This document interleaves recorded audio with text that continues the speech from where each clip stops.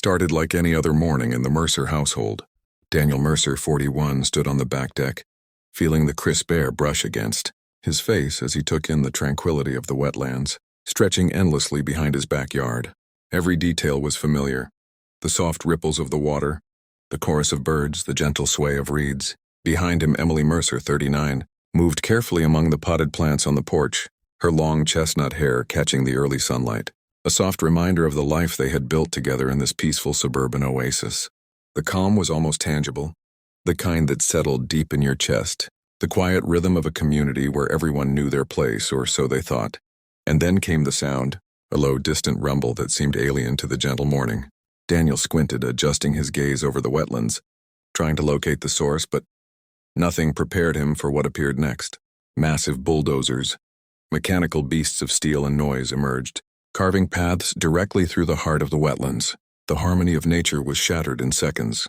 And standing among the machinery, clipboard in hand, was Richard Garrison, the ever-confident, smug HOA president. His navy blazer, so out of place among the mud and chaos, seemed almost like a uniform of authority. His khaki pants were smeared with dirt. Yet he carried himself with the unshakable arrogance of a man surveying territory he believed was his to command. Daniel felt a tight knot form in his stomach. These wetlands had been protected for decades, a haven for wildlife and a sacred backdrop to the community. How could the HOA, how could anyone just bulldoze through them without warning? Emily's voice broke through his spiraling thoughts, tinged with fear and disbelief, asking if they should call someone, anyone, to stop this madness. Daniel's fists clenched. Anger, disbelief, and a pulse of something sharper, a fiery curiosity, coursed through him. The HOA had been quiet, issuing polite letters, minor fines, subtle control. But this was not subtle. This was an invasion, a declaration, a provocation that would ignite a fight neither of them had anticipated. Would their wetlands survive? Would their home remain untouched after this audacious assault? Only time would reveal the scale of the challenge before them. The tension escalated almost immediately. Daniel Mercer, standing at the edge of the wetlands, felt the heat of frustration rise in his chest. His fists clenched tightly, knuckles white against the green fabric of his jacket, as he watched the bulldozers churn through the delicate landscape.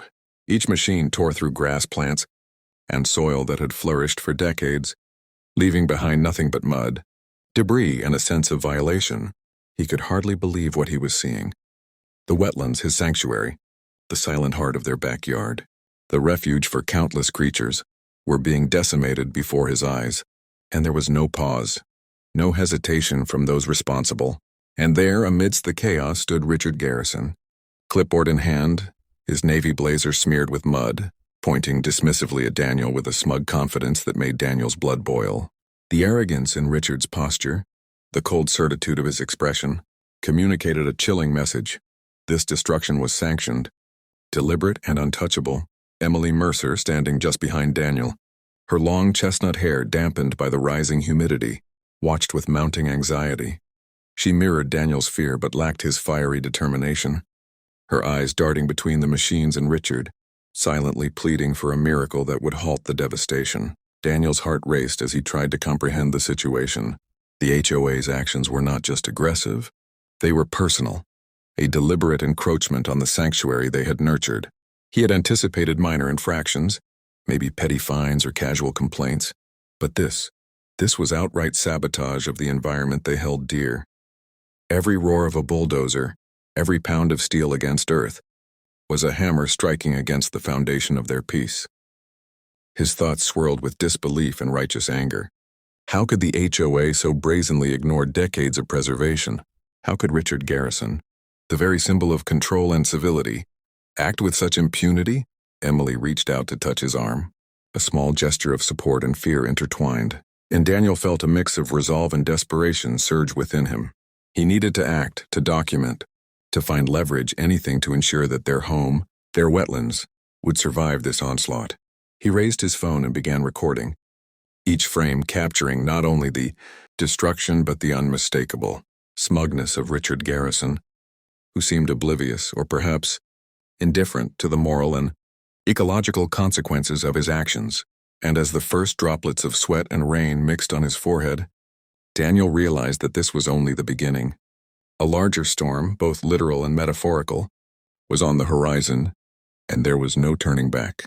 From a distance, the scope of the devastation became painfully clear. Daniel Mercer stepped back, trying to take it all in, his heart pounding. The aerial perspective revealed the wetlands partially flattened, patches of grass torn away, water channels clogged with mud, and wildlife fleeing from the chaos.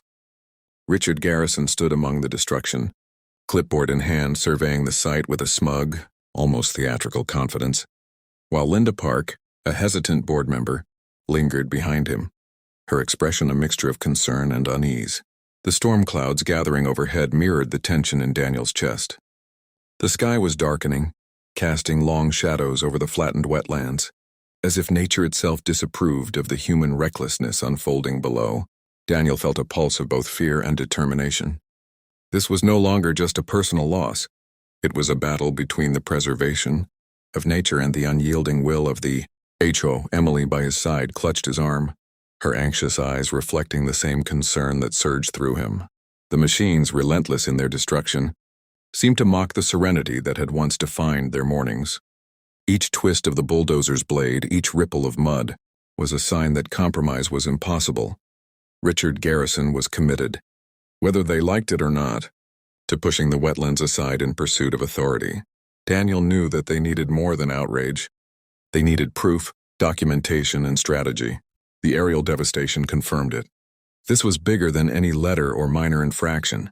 Something had to give, and soon, or the sanctuary they had cherished for years would be erased forever. Every step they took along the wetland's edge was a silent vow to fight, to stand, and to ensure that their home and the natural world around it would not be destroyed. Without a voice to defend it, as the first drops of rain began to fall, he understood that the storm was only beginning. Before the chaos descended, life in the Mercer household was marked by a comforting rhythm. Daniel and Emily spent their mornings tending to their garden, a small patch of color, and life that they had cultivated since moving into the neighborhood. Daniel knelt carefully among the flowers, pruning dead leaves and arranging soil, while Emily adjusted the planters, her long chestnut hair catching the sunlight, glinting with warmth. The wetlands beyond their backyard glimmered with reflections of the early sun, teeming with life. Frogs croaked melodically, dragonflies skimmed across the water, and birds flitted among reeds. It was a scene of serenity, a daily ritual that anchored them amidst the suburban calm. Neighbors strolled past occasionally, exchanging polite nods or friendly greetings. The HOA maintained a veneer of order and community, sending newsletters or invitations for neighborhood events, while Richard Garrison, in his trademark navy blazer, projected authority during board meetings. Daniel had always sensed a certain rigidity beneath the civility, quiet insistence that rules were paramount, that deviation could not be tolerated. But on mornings like these, it was easy to forget such underlying tensions. The garden, the wetlands, and the routine of their home offered a safe, almost timeless bubble, one that Daniel and Emily cherished deeply. These peaceful moments were fragile, and Daniel knew it on a subconscious level. Emily's soft laughter, as she tended to a flowering rose, or Daniel's careful attention to the pond, reflected a life of careful balance. Yet beneath that calm surface, subtle hints of potential conflict had begun to stir. Minor HOA letters, petty complaints, fleeting moments of observation from Richard Garrison, all of these were whispers of a storm that would eventually break. But in that sunny morning light, with the wetlands untouched and their hearts at ease, the Mercers had no idea that their quiet paradise was about to be upended in a way that would test their patience, resolve, and love for the community they called home. Not long after settling into the rhythm of suburban life, the first signs of HOA influence became apparent. Board meetings were cordial, yet carried an undercurrent of authority that few dared challenge. Richard Garrison, clipboard in hand, exuded confidence as he addressed the assembled residents. His posture was impeccable, his tone precise, almost rehearsed, signaling control and expectation.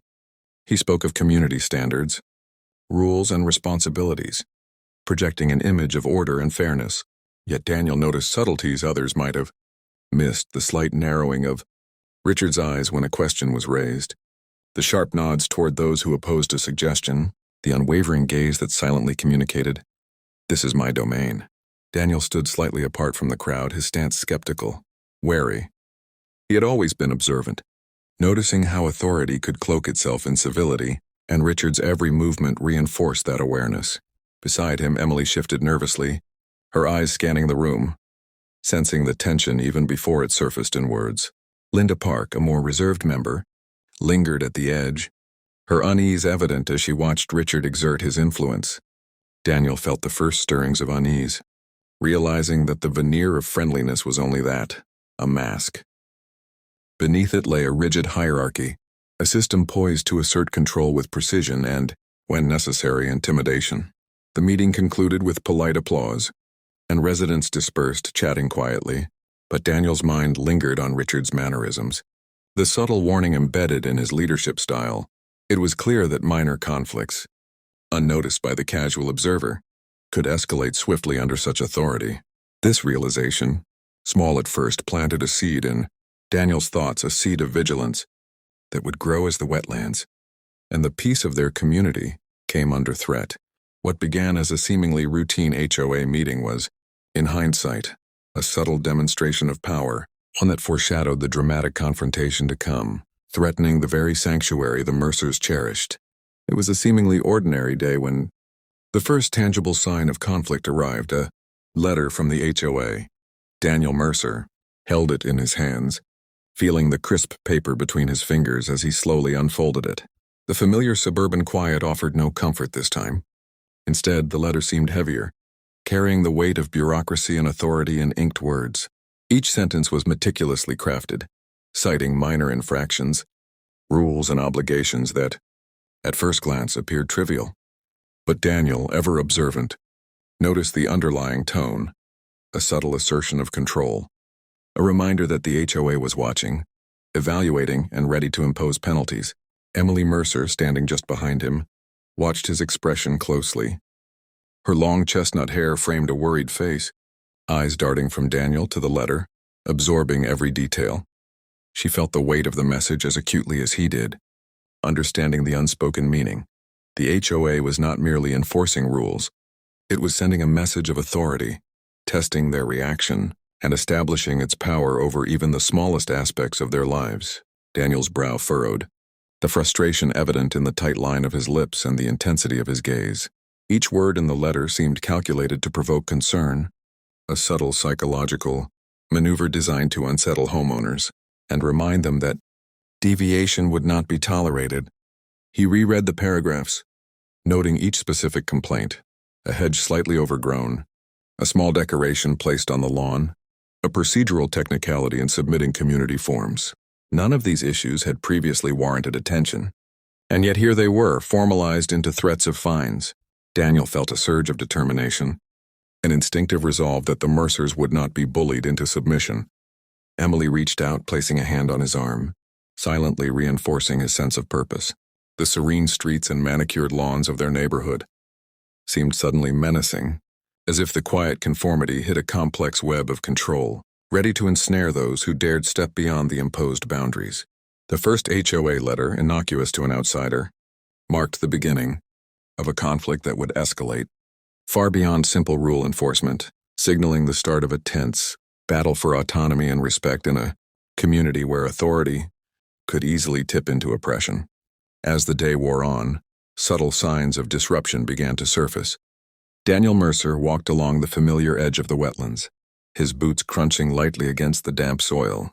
The golden light of the setting sun cast long shadows across the water, turning every ripple into a molten reflection. But his attention was not captured by the beauty of the moment. It was the small, nearly imperceptible, bulldozer tracks that cut across the edge of the marsh that drew his gaze. They were faint but unmistakable, each indentation a silent marker of encroachment. His hazel eyes narrowed as he studied the tracks, heart tightening with a mix of disbelief and foreboding. Emily, standing slightly behind him, watched his reaction carefully. Her chestnut hair glimmered in the fading sunlight, and her anxious expression betrayed the unease she felt at the sight. The tracks seemed innocuous, almost dismissible. Yet to Daniel they were a signal, a warning that the HOA's influence was beginning to manifest not just in letters, but in physical intrusion. The wetlands, which had long been a sanctuary for wildlife and a peaceful retreat for their family, were no longer untouchable. Every crushed blade of grass, every shifted clod of earth, served as a reminder that their home's equilibrium was under threat. Daniel's mind raced, considering the implications. Who had authorized this? Could the HOA claim the right to alter preserved wetlands? Emily's hand on his shoulder brought him momentary grounding. Yet the unease did not dissipate. The beauty of the wetlands, the soft calls of birds and frogs, and the gentle lap of water against the shore, all of it felt fragile, suddenly vulnerable to forces beyond their control. These first subtle signs, this quiet foreshadowing, were the earliest threads of a conflict that would expand rapidly, testing their resolve, their patience, and their commitment to protect both their home and the natural sanctuary they had come to cherish. As the sun dipped below the horizon, casting an amber glow across the wetlands, Daniel felt the first true pulse of tension, a silent drumbeat that hinted at the storm yet to come. Within days, the subtle warnings escalated into undeniable aggression. Bulldozers moved relentlessly, their metal treads grinding into the wetlands with deafening authority. Daniel Mercer raised his phone, documenting the destruction, capturing every brutal swipe of machinery through grass and shrubs that had thrived untouched for decades. His jaw tightened, frustration etched deeply across his face. The wetlands, once a sanctuary of life and calm, were now a battlefield, reduced to mud and chaos under the weight of human interference. Emily hovered near him, her long chestnut hair dampened by the mist of displaced water and soil, anxiety written across her features. She watched as Daniel filmed, silent yet supportive, understanding the importance of capturing evidence. Each roar of the machines reverberated through her chest, a grim soundtrack to a battle neither had anticipated. The destruction felt personal, an assault on the very heart of their home. Richard Garrison moved among the machinery with a smug certainty, clipboard in hand, directing the operators with an air of unshakable confidence. His demeanor suggested that this was not a mistake, but a deliberate, controlled operation, one that sent a clear message about power, authority, and control. Daniel's frustration mounted. The letters, the threats, the small warnings all had been preludes to this overt act of encroachment. He realized that this was no longer about petty fines or rules. This was a direct challenge, a test of their willingness to stand firm against an organization that wielded power like a weapon. Each churn of mud beneath the bulldozers was a reminder that their sanctuary was under siege, and that their response would define the outcome of a conflict that would touch not only their home but the entire community. Soon after the machinery moved in, the skies began to conspire with the destruction. Rain fell steadily, pooling in Daniel Mercer's backyard, creeping closer to the porch where he and Emily had often enjoyed peaceful mornings. Daniel knelt, fingers tracing the edges of accumulating water, measuring its reach and contemplating the potential consequences. His determination hardened with each passing moment. This was more than property damage. It was a tangible threat to everything they valued. Emily hovered nearby, her anxious eyes tracking every inch of rising water. Her chestnut hair clung damply to her cheeks, worry etched into the lines of her face. The sight of their backyard transforming into a shallow lake was unnerving. Yet Daniel's resolve was unwavering. He knew that documenting this accumulation, combined with the ongoing destruction of the wetlands, would be crucial in confronting the HOA and establishing accountability. The neighborhood around them felt distant, muted by the steady drum of rain and the murky haze of overcast skies. Each raindrop seemed to intensify the stakes, washing the familiar landscape with a growing sense of vulnerability. Daniel's mind raced, formulating the next steps, recording evidence, contacting authorities, and rallying support from neighbors who may have witnessed the encroachment.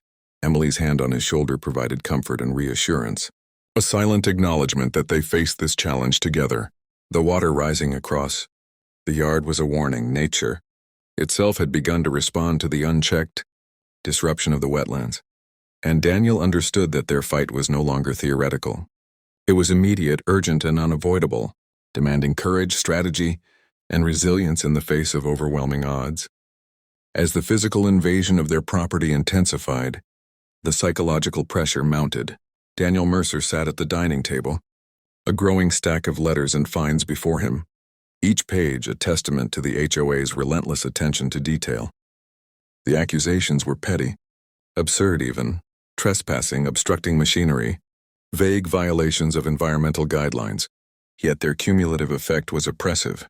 Daniel's brow furrowed, lips pressed tightly. Frustration and disbelief, intermingling with a determination that refused to yield. Emily sat beside him, silent but attentive, her chestnut hair falling over her shoulders, eyes scanning the documents with quiet concern. She understood that these letters were more than administrative formalities. They were instruments of harassment, subtle threats designed to destabilize the family and test their resolve. Each demand for payment, each formal notice, felt like a personal challenge. A reminder that the HOA wielded authority with precision, ready to penalize even the smallest deviation from its interpretation of rules. Daniel's hands hovered over the letters, tapping lightly, a physical manifestation of his agitation. He reviewed every accusation, noting the inconsistencies, the petty exaggerations, the clear intent to intimidate. He knew that they had to respond carefully, documenting each letter, every interaction, every violation of fairness. Emily's quiet presence provided emotional support, a tether to the calm center amidst a storm of bureaucratic aggression. The table, cluttered with papers and legalese, was more than a workspace, it was a battlefield. And Daniel Mercer, steadfast and resolute, was preparing for a confrontation that would test not only his patience and strategic thinking, but the very principles of fairness, justice, and stewardship that had guided them in defending both their home and the wetlands they cherished. As the chaos unfolded, the Mercers realized they were no longer alone in their battle. Neighbors began to emerge from the periphery, leaning over fences and peering toward their property with expressions ranging from curiosity to concern. Daniel Mercer observed them quietly, his hazel eyes tracking each whisper, each tentative glance. Their murmurs carried a mixture of doubt, fear, and in some cases quiet solidarity. Some residents nodded subtly, offering silent reassurance, while others seemed hesitant, unsure if the Mercers were overreacting. Emily stood close by, chestnut hair dampened by earlier rain, hands clasped nervously, absorbing the uncertainty radiating from both friends and strangers alike. The wetlands, once a private sanctuary for their family, had become a focal point for community attention, drawing in perspectives and judgments from every corner. Daniel could feel the subtle pressure of public scrutiny pressing against him, intensifying the weight of responsibility. The whispers themselves were not just idle talk. They were a reminder that every action, every decision, every confrontation with the HOA would be witnessed, evaluated, and interpreted. The partial destruction of the wetlands added a visual urgency to their struggle. Flattened grasses and churned mud were tangible evidence that their warnings had gone unheeded. Each neighbor's reaction was a variable, a possible ally or adversary in the unfolding narrative. Daniel felt the tension building, a delicate balance between maintaining his composure and demonstrating the seriousness of the situation. Emily's supportive presence allowed him to channel his frustration into a plan of action, reinforcing the idea that this fight was not merely personal, but a defense of principle and home.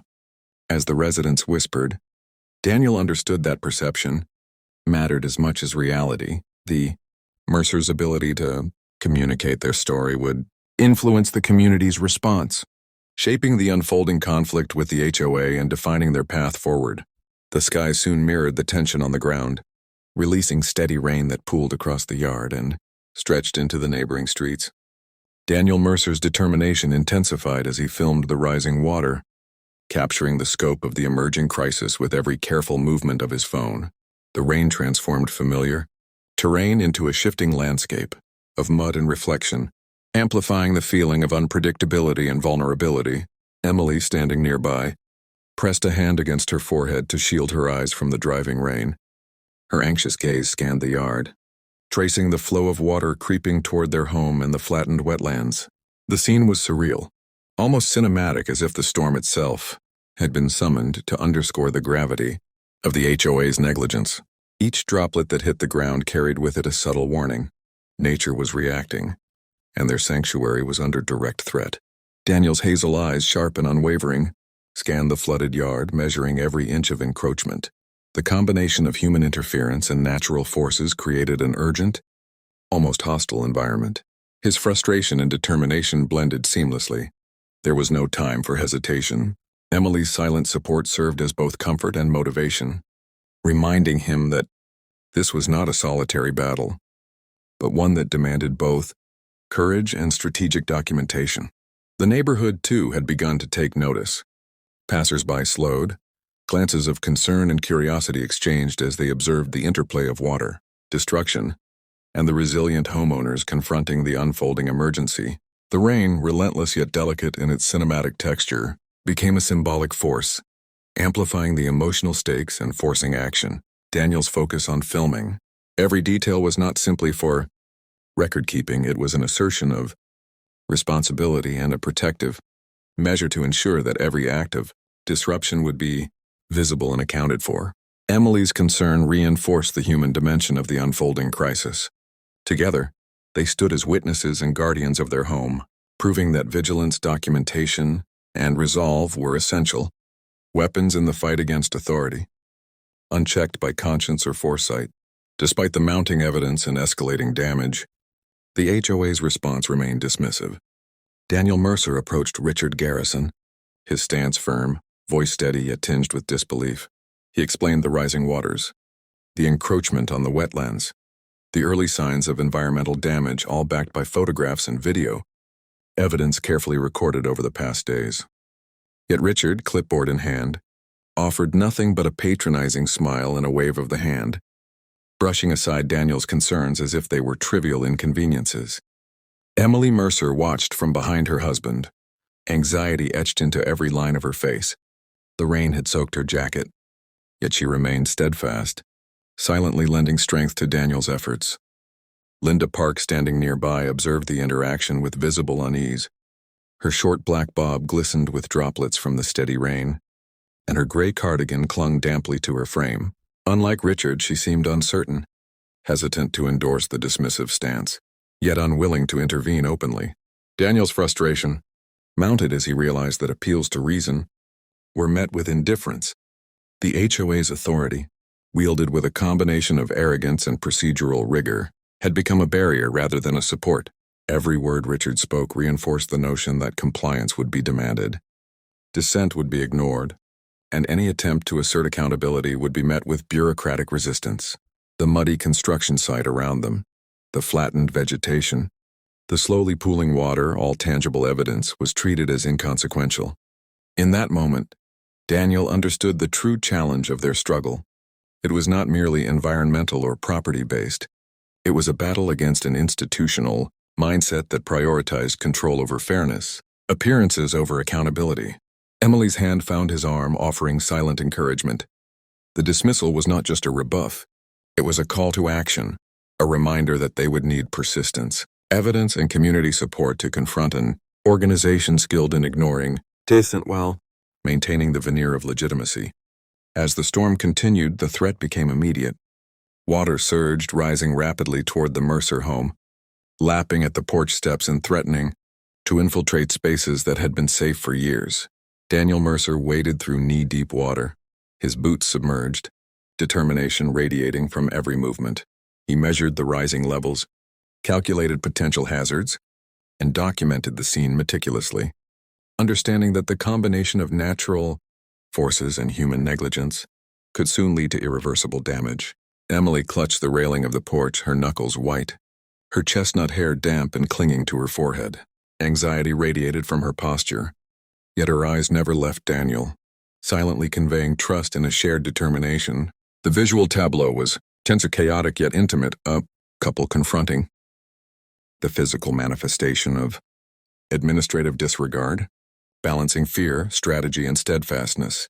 The dramatic sky mirrored the unfolding drama, clouds swollen with rain, casting dark shadows that danced across the flooded yard and partially destroyed wetlands.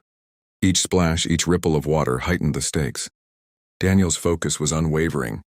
He knew that these conditions could transform minor issues into a full-blown disaster in moments. The encroachment, previously subtle, now merged with a natural threat that amplified its urgency. In this crucible of rain and rising water, Daniel and Emily's resolve was tested. The Mercers were not just homeowners facing an impersonal HOA, they were guardians of their home, defenders of a sanctuary that intertwined personal space with ecological significance. Every decision, every step, was a negotiation between instinct, evidence, and principle. The storm's relentless rhythm underscored a critical truth. Vigilance and action were now inseparable from survival and integrity. The escalating flooding was both literal and metaphorical, symbolizing the increasing pressure that would culminate in confrontation, accountability, and the defining moments of this battle for justice and home. The culmination of unchecked negligence arrived suddenly. Gravel roads, previously stable, began to buckle under the relentless force of stormwater. Daniel Mercer's camera captured the startling scene: shifting stones, gushing water, and an unstoppable cascade that threatened homes and wetlands alike. His eyes widened in shock, heart racing, but his hands remained steady on the phone as he documented every moment. This was the apex of the conflict, the tangible manifestation of authorities' failure and nature's relentless response. Richard Garrison, once smug and confident, now panicked visibly.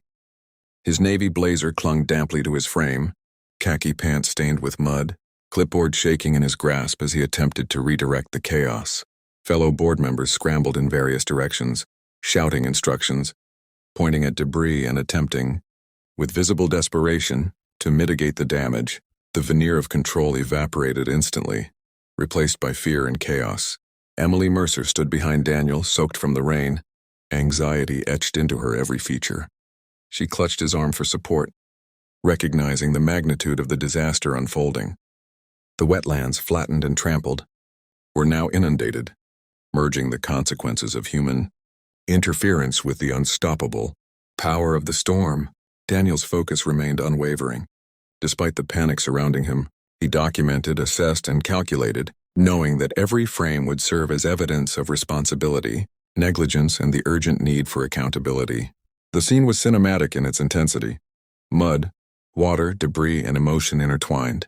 The community's faith and leadership wavered, revealing vulnerabilities previously masked by authority. This moment marked a turning point. The consequences of arrogance, dismissal, and oversight were undeniable, forcing confrontation with the reality that inaction and indifference have tangible, destructive results.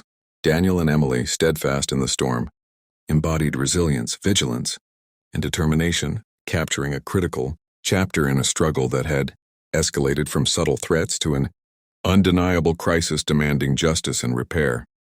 In the midst of the flood's chaos, the HOA leadership faced public humiliation. Richard Garrison, once the embodiment of authority and confidence, now stood soaked through, his navy blazer clinging uncomfortably, khaki pants streaked with mud.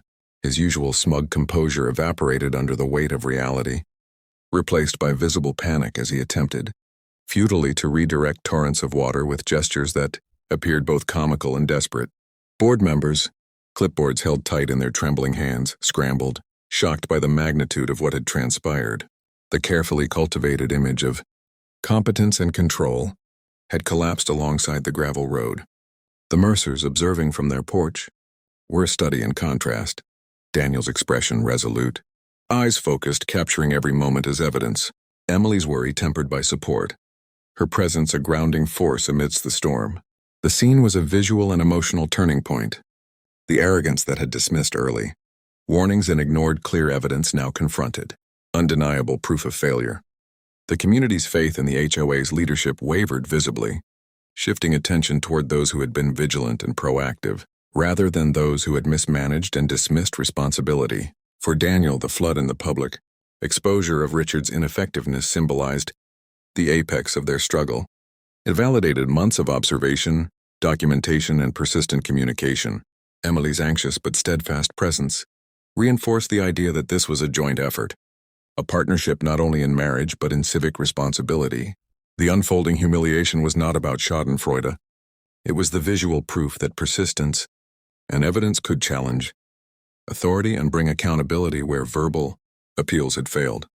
The storm, the destruction, and the leadership's unraveling collectively highlighted the costs of negligence and the importance of standing firm in the face of institutional indifference. Amidst the chaos, a ray of validation arrived in the form of an environmental officer. Clad in official attire, the officer surveyed the flooded roads and damaged wetlands, notebook and camera in hand, documenting the destruction with professional precision. Daniel Mercer observed quietly, his calm demeanor belying the adrenaline that had coursed through the day. Every detail captured by the officer's assessment was a confirmation of the warnings the Mercers had issued for months. Richard Garrison, drenched and desperate, attempted to offer excuses, gesturing futilely at the scene while his clipboard dripped water. His attempts at deflection fell flat. The evidence was irrefutable.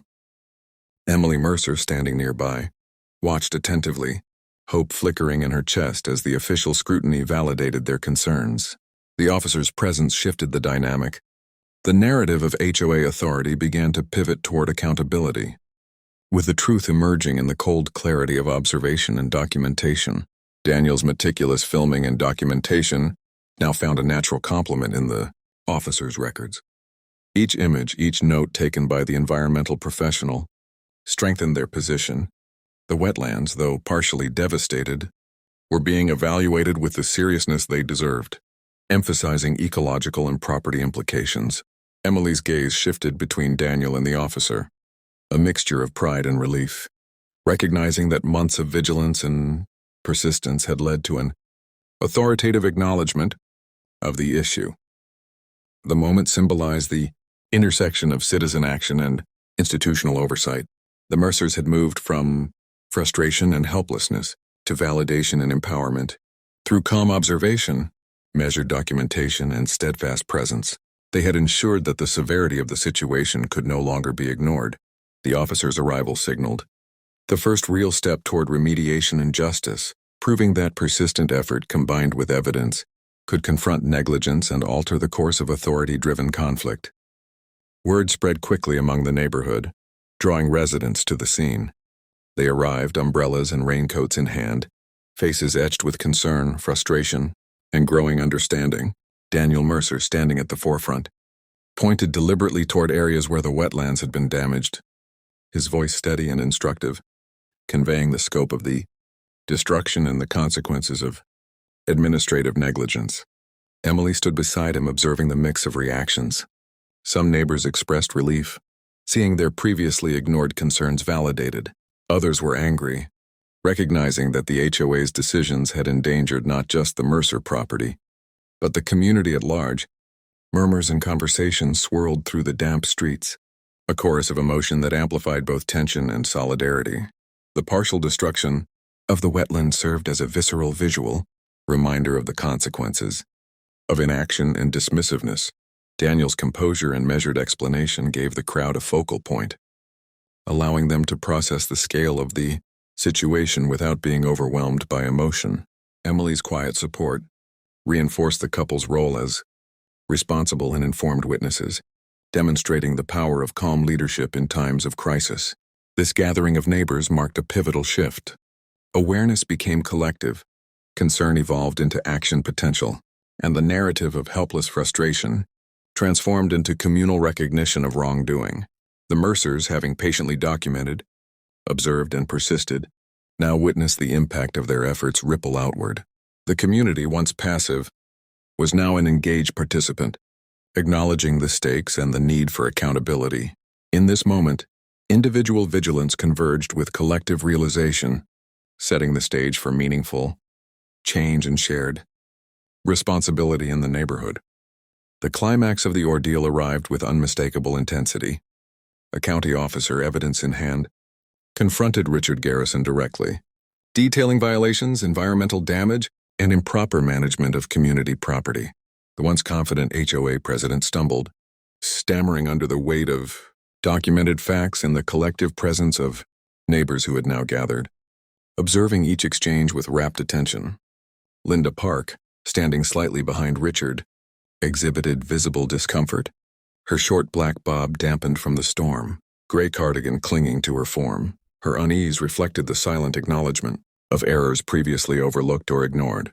Daniel Mercer, observing calmly yet intently, felt a quiet vindication as months of effort, documentation, and persistence culminated in this defining moment. Emily, standing by his side, shared a glance of quiet relief, her trust in Daniel, and the process affirmed in the face of overwhelming evidence. The officer's presentation of facts left no room for argument. The community, previously fragmented by uncertainty and doubt, now witnessed accountability being demanded in real time. Richard's embarrassment was palpable, his authority diminished, his arguments rendered impotent against the clarity of proof. Daniel's resolute observation underscored the power of vigilance, preparation, and moral fortitude, showing that persistent action in the face of institutional negligence could yield tangible results. This confrontation marked a fundamental shift in the neighborhood's dynamics. The balance of power had moved, the truth laid bare, and the authority that had seemed untouchable was visibly challenged. It was a moment where preparation met opportunity, where the actions of committed individuals reshaped communal understanding and governance. The storm had cleared physically, but its echoes would resonate socially and environmentally, reinforcing the lessons of responsibility, persistence, and the necessity of confronting unchecked power. With the storm finally subsiding, the focus shifted to restoration and recovery. Daniel Mercer led efforts alongside Emily and other residents, moving debris, replanting displaced vegetation, and assessing damage to the once pristine wetlands.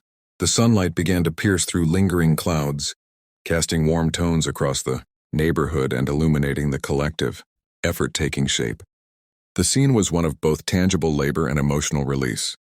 Mud-streaked hands, sweat, and careful placement of plants reflected a community reclaiming agency over spaces that had been threatened. Daniel moved methodically, coordinating actions and ensuring that every corner of the property and wetlands received attention, while Emily supported logistics, comforted neighbors, and maintained morale. The Mercers' vigilance throughout the ordeal had inspired a sense of unity. Residents who had once whispered doubts now worked side by side, demonstrating that shared responsibility and collective action could reverse damage, both environmental and relational. Each cleared branch and replanted shrub symbolized a step toward healing, a visual representation of resilience and care. This cleanup marked a shift from confrontation to collaboration. The lessons learned from the HOA's negligence and the storm's wrath were embedded not just in the restored wetlands but in the strengthened bonds among neighbors. Daniel's measured leadership and Emily's empathetic support ensured that the recovery process was as much about community cohesion as it was about ecological restoration. Together they forged a renewed sense of purpose, proving that active engagement could transform adversity into an opportunity for repair, reflection, and renewal. With the chaos behind them and the wetlands beginning their slow recovery, the community moved toward restructuring governance. A new HOA committee convened, this time with an emphasis on transparency, collaboration, and responsibility.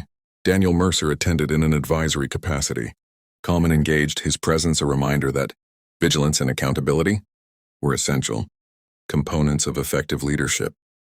Richard Garrison, once a figure of dominance and control, was notably absent or subdued, a symbolic shift representing the community's rejection of unchecked authority.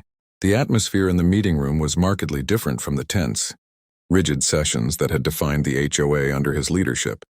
Light filtered gently through the windows, illuminating the faces of residents who were now empowered to participate in decisions that affected their homes, properties, and shared environment. Daniel contributed thoughtfully, sharing observations from the flood, documentation, and months of persistent advocacy.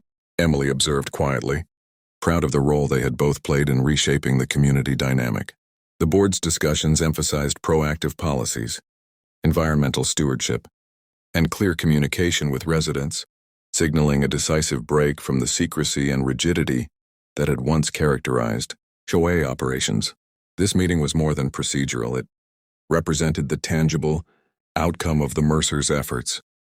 Persistence, documentation, and steadfast confrontation of negligence had not only validated concerns but had created an opportunity to ensure the community's long-term health. The new leadership, guided by both accountability and resident input, demonstrated that systemic change was possible when ordinary citizens refused to accept authority without scrutiny.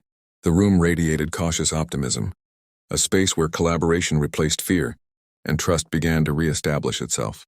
The wetlands, once scarred by machinery and flooding, slowly began to breathe again under the care of environmental specialists. Teams planted native vegetation, carefully restored water channels, and monitored soil and water conditions, all while Daniel Mercer observed with a sense of quiet satisfaction. His posture was attentive yet relaxed, reflecting a rare moment of reassurance after months of confrontation and stress. Emily, though in the background, shared his relief, her long chestnut hair catching the sunlight as she watched the slow transformation. The wetlands teemed with subtle signs of life returning, ripples in water, tiny insects flitting through reeds, and the faint calls of birds resettling their habitat. Every seed planted and waterway restored symbolized not only environmental recovery but also the triumph of persistence, patience, and responsible advocacy. The restoration process became a visual and emotional anchor for the neighborhood. Residents could see that deliberate action and community oversight had real, tangible outcomes. Daniel's calm observation, combined with the specialist's methodical work, created a rhythm of reassurance, proof that damage, though severe, could be reversed when approached thoughtfully and collaboratively. This phase emphasized resilience, highlighting how committed individuals, when armed with knowledge and evidence, could lead positive change. For the Mercers, witnessing the wetlands come back to life reinforced the lessons learned about standing firm, documenting issues, and collaborating with experts. The recovery of the natural environment became intertwined with the recovery of community trust, illustrating that ecological care and civic responsibility are inseparable in shaping a sustainable, respectful neighborhood. With the environmental restoration underway, the neighborhood atmosphere shifted from tension to celebration. Residents worked together, chatting and laughing as they helped one another with yard repairs, plantings, and cleanup. Daniel Mercer moved through the crowd with a relaxed, satisfied demeanor, exchanging smiles and words of encouragement, embodying the calm center that had guided the community through its crisis. Emily stood nearby, her presence supportive yet joyful, the anxiety of previous weeks replaced by relief and pride. The sunlight filtered through trees and rooftops, bathing the scene in warm, vibrant hues that mirrored the rejuvenated spirit of the community. Children played nearby, their laughter echoing over the restored wetlands, while adults coordinated efforts and shared stories of the challenges they had overcome. This collective effort was more than physical labor. It symbolized the restoration of trust, communication, and mutual support within the neighborhood. The Mercers' leadership and perseverance had catalyzed a shift from isolation and suspicion to collaboration and engagement. Every smile, every shared task reinforced the understanding that community is strongest when members are attentive, cooperative, and resilient in the face of adversity. The visual tableau of unity reflected the emotional and social recovery of the neighborhood. The once tense streets now pulsed with life and shared purpose, highlighting the triumph of empathy, action, and steadfast advocacy. The Mercers observed the scene with quiet satisfaction, knowing their persistence had yielded a community stronger, wiser, and more connected than before. The narrative of fear and conflict had given way to one of empowerment, renewal, and collective hope. As the sun dipped low over the horizon, casting golden hues across the fully restored wetlands, Daniel Mercer stood on the back deck, a deep sense of relief and accomplishment settling over him. Emily leaned gently against his shoulder, sharing the quiet moment of reflection, her long chestnut hair catching the last rays of sunlight. The scene was serene, a stark contrast to the chaos and tension that had defined the previous weeks. The restored wetlands shimmered under the fading light, a testament to the persistence of care, observation, and community action. Birds returned to the trees. Frogs began their evening chorus, and the water reflected the vibrant colors of sunset, creating a living painting of renewal. Daniel took a deep breath, absorbing not only the beauty of the landscape but also the profound lessons learned, standing up to negligence, documenting issues, collaborating with experts, and engaging neighbors had not only saved their home and environment but had strengthened the very fabric of the community. Emily's quiet smile spoke volumes, a shared understanding that their efforts had yielded more than survival. The restored wetlands, the unified community, and the new governance reflected the enduring power of vigilance, persistence, and principled action. Daniel considered the future. The neighborhood was safer, the natural environment respected, and the residents more connected than ever. Yet, a lingering thought remained. How many communities faced similar struggles, and who would stand up when authority misused its power next? In this final reflection, the story closed with both satisfaction and contemplation. The Mercers had triumphed, not through confrontation alone, but through measured persistence, collaboration, and courage. Their experience became a quiet but potent lesson. Vigilance, unity, and determination can safeguard what matters most: home, community, and the environment. And even in the face of powerful opposition, integrity and action prevail. The sun set fully, bathing the wetlands and the neighborhood in warm, enduring light, signaling both closure and hope.